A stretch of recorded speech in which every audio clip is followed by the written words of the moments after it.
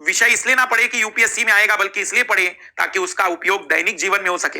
अब हम हमारे सबसे बड़ा जो दोष मुझे लगता है हमारे शिक्षा पद्धति का, व्यवहारिक शिक्षा को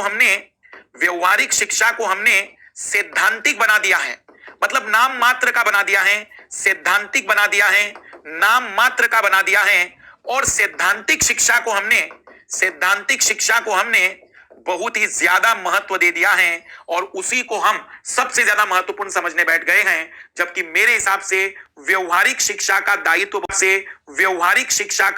बहुत जरूरी है। जैसे एक छोटी सी बात मैं आपसे कहूंगा, आज विषय से भले ही थोड़ा सा भटक रहे हैं, लेकिन मैं कोशिश करूंगा कि आप लोगों को एक बात मैं समझा सकूं। जैसे कि यूपीएससी की तैयारी जब आप लोग कर रहे हैं, तब आपको पता चल रहा है ज्योग्राफी, तब आपको पता चल रहा है इकोनॉमिक्स, तब आपको पता चल रहा है कि किस तरीके से देश चलता है, कानून कैसे हैं, संविधान क्या है। जबकि ये चीजें मेरे हिसाब से ज्यादा व्यवहारिक हैं।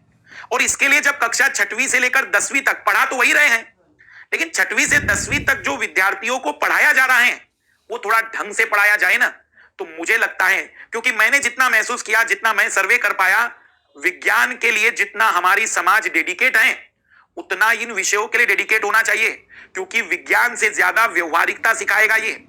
अगर आपको फिजिक्स में न्यूटन का नियम न भी समझ में आया तो भी इस पृथ्वी पर आप बेहतर परिणाम लेकर आ जाओगे। अगर आप अपने देश के कानून, अपने देश का भूगोल, अपने देश की अर्थव्यवस्था समझ गए।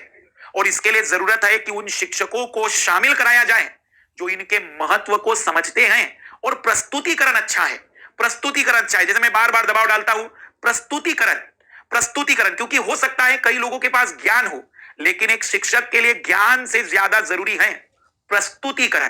क्योंकि अगर वो प्रस्तुतिकरण सही कर पाया तो कक्षा 6वीं से 10वीं के वो बच्चे को समझा पाएगा उसके लेवल पर जाकर।